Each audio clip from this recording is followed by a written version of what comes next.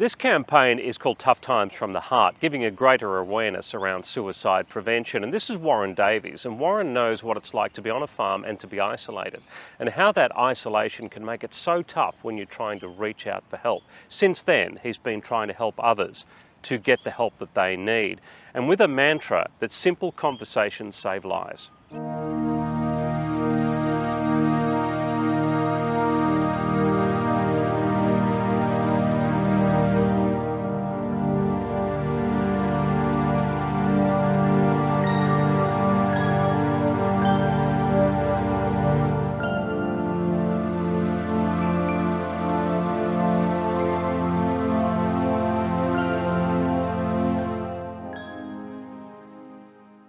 You tell me, take me back there a bit. Tell me that first time that you said, I'm in a lot of trouble here.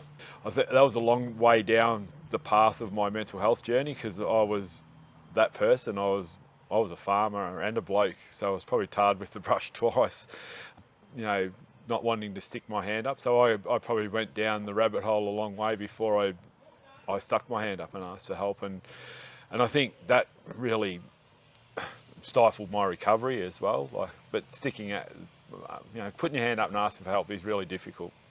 And I say that as well as reaching in. If someone notices someone that's struggling, it's just as hard to reach in and start those conversations. Can you remember the first time, though, that you felt it yourself?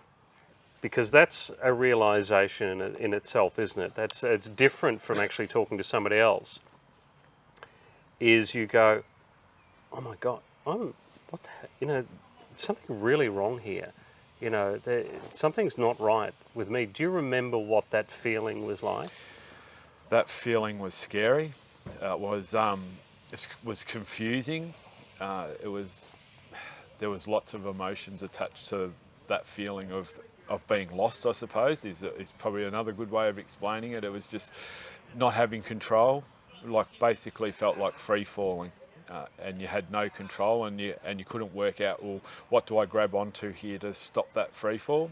It was a very scary place to be, very lonely, because you feel it's something that I felt at that time, that I was the only person that was going through this. Realised really it's totally the other way. Your story's not unique. There's so many people out there that are struggling. But when you're in that moment, the real dark times, it's very lonely. And also with a farm, one of the great things about it is you've got a little isolation, little time to yourself, little time to think and get away from the hustle and bustle, all of those sort of things that we know about being on a farm. The flip side to that, though, is when you're struggling and you need somebody to talk to, your options are limited, aren't you? And I think that was probably one of my biggest mistakes, was to isolate myself on the farm, stop doing all the things that I love doing in my community, and just reverted back to just me on the farm. And you have a lot of think space in your head when you're by yourself, whether it's milking or on the tractor or just out in the paddock, where you've got that so much time to think and so much time to ruminate over stuff that's going in your head. And generally, when you're in that that dark space, or or you're spiraling out of control, your self-talk's not overly brilliant in your head, and that just exacerbates that isolation, exacerbates that conversation in your head, and you just keep and I think that adds to that spiral. And one of those things too is that if you're struggling, or if you're failing, let's say that the farm is failing and not doing as well, there's no team around you to sort of say, hey, come mate, we'll get him next time. Yep. We'll come in there. Like you can have in other businesses. It's just you sort of failing on your own. Yeah. That's must be just an awful, empty, crappy kind of feeling. And that was probably when I talk about when I knew that I was struggling, and like the drought was having an impact on us at this time, that I felt a lot of shame and guilt.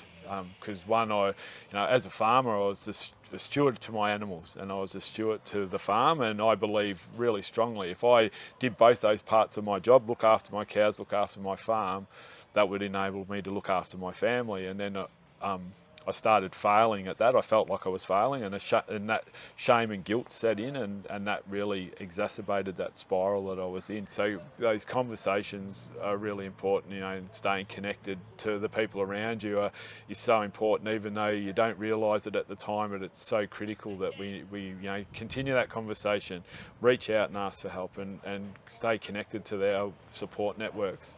I think that's what drives me. So the conversations that I have with people these days, like come and listen to me speak or whatever, the conversations they have with me, like they go, well, they realise, like I realise, that your story's not unique, and you're going through something that I'm going, or like I've been through or I'm going through, and well, if you can talk about it, maybe I can talk about it. And I think that comes back to the mission that I'm on, and part of that mission is inspiring those conversations. And I think by sharing stories, storytelling's so important. By sharing stories, it empowers other people to share their stories. Well, that's what that's my aim and my purpose, to make sure that, people feel comfortable.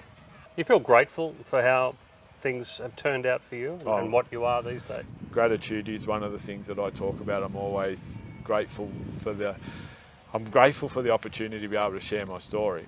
I'm grateful for my family and grateful for my friends and my community. It's something I'm grateful for every day, and seeing the goodness in that, and trying to not ignore the darkness, but trying to see the goodness in everything is really important, and there is a lot of good out there, and I think we're driven by, whether it's media influences or opinions of people that we place on a pedestal, that there's a lot of negativity in the world, but there's not. There's a lot of positivity, and we need to amplify that.